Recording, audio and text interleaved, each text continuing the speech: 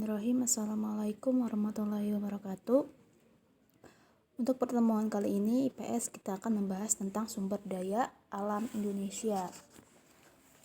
Nah, coba kalian bisa buka bukunya halaman 29. Di situ ada tentang sumber daya alam Indonesia.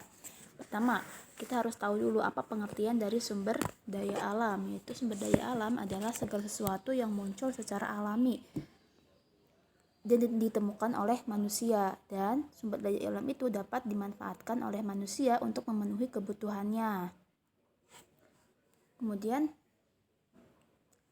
sumber daya alam ini dibagi menjadi dua berdasarkan sumbernya. Yang pertama itu ada biotik atau organik, yaitu sumber daya alam yang berasal dari makhluk hidup, misalnya kayu, ikan, batu bara, minyak bumi, dan marmer. Kemudian ada sumber daya alam abiotik, adalah sumber daya alam yang bukan berasal dari makhluk hidup. Contohnya apa? Dari pertambangan, yaitu timah, besi, dan kuarsa.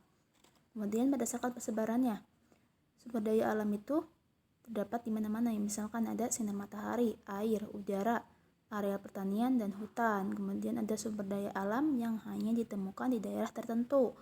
Contohnya tambang uranium, tambang batu bara, dan tambang emas. Artinya itu tidak tersebar di mana-mana ya untuk yang pertambangan. Kemudian ini ada pembagian sumber daya alam di Indonesia. Ada 4 potensi ya.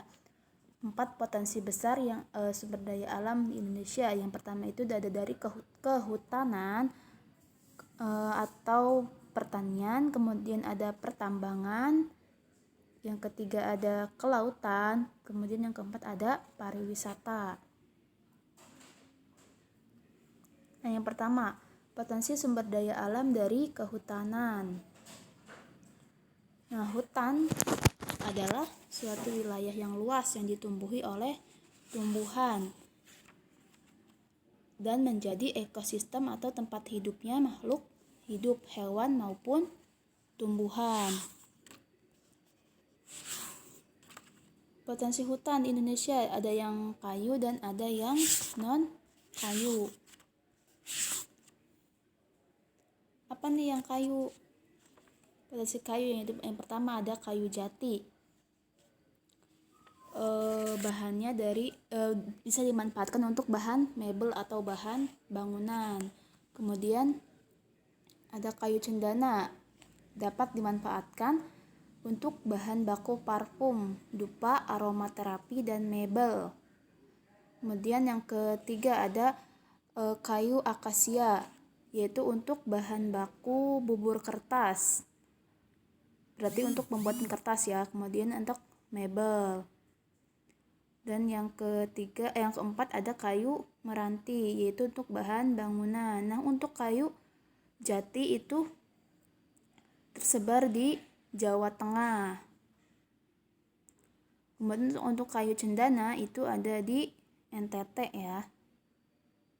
Kemudian untuk kayu meranti itu ada di Papua, Sulawesi, dan Kalimantan. Dan untuk akasia itu ada di Jawa Barat. Kemudian untuk potensi non kayunya, nih contohnya seperti buah-buahan, madu, rotan, sagu, rempah-rempah, dan karet.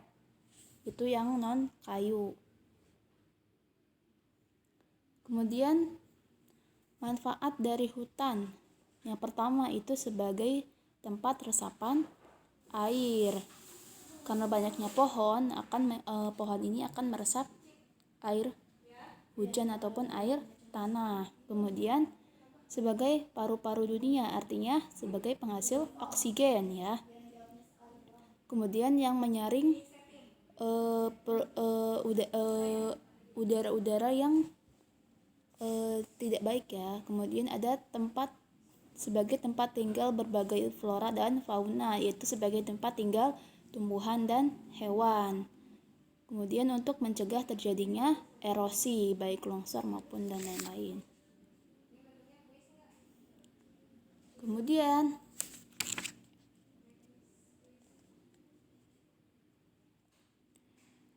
yang kedua ada potensi dan persebaran sumber daya alam dari pertambangan.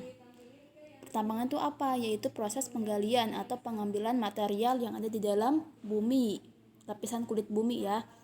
Apa nih potensi pertambangannya? Yaitu ada minyak bumi, gas, batu bara, mineral, dan batuan. Nah, minyak bumi dan batu bara ini berasal dari fosil-fosil manusia zaman dahulu. Nah, ini peta persebaran sumber daya alam pertambangan. Lihat minyak bumi ya, minyak bumi yang warna hitam itu tersebar luas di Indonesia ya, mulai dari Sumatera, Kalimantan, Jawa, Papua, NTT, Bali, itu tersebar ya. Kemudian untuk batu bara. Nah, batu bara ini tersebar di Kalimantan. Ya, lihat di bawah ini ada legendanya atau simbol-simbolnya. Kemudian kalian bisa lihat persebarannya itu di petanya ya. Ini peta persebaran sumber daya alam pertambangan. Kemudian ini ada peta kepemilikan gas dan batu bara. Ini yang di Sumatera ini dimiliki oleh Amerika, Inggris. Ya, kebanyakan ini pemiliknya dari luar ya. Indonesia punya sumber daya alam yang banyak, tapi dieksploitasi oleh negara luar. Yang di Papua juga oleh Amerika, Inggris. Kemudian potensi dan persebaran sumber daya alam kelautan atau kemaritiman Indonesia. Nah, laut di Indonesia itu 2/3-nya dari wilayah Indonesia adalah laut. Jadi laut di Indonesia itu sangat luas ya. Kemudian untuk potensi kelautan di Indonesia, yang pertama itu ada perikanan, ada hutan mangrove, pertambangan, dan terumbu karang. Yang pertama dari perikanan ya.